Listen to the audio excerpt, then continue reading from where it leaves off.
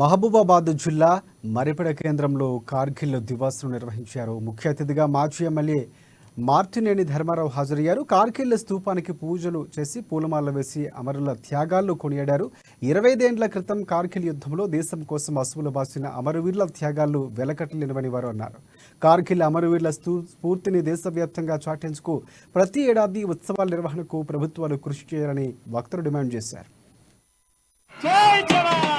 ముఖ్యంగా పిల్లలు 25 సంవత్సరాలు అయిపోయింది మన మీద దాడి జరిగి మన భూమిని ఆక్రమించుకొని దాన్ని విడిపించడంలో గొప్ప సాహసాన్ని ప్రకటించినటువంటి మన యొక్క వీర సైనికులు క్యాప్టెన్లు కావచ్చు, లెఫ్టినెంట్లు కావచ్చు, అదే ప్రకారంగా మన యొక్క సైన్యం కావచ్చు, సైనికులు కావచ్చు, వాళ్ళందరికీ కూడా ఈ రోజు మనము శ్రద్ధాంజలి ఘటించాల్సిన అవసరం ఉంది.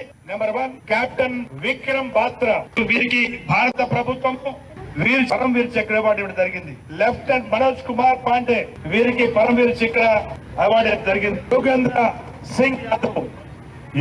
సింగ్ యాదవ్ గారికి పరమవీర్ చక్ర ఇవ్వడం జరిగింది.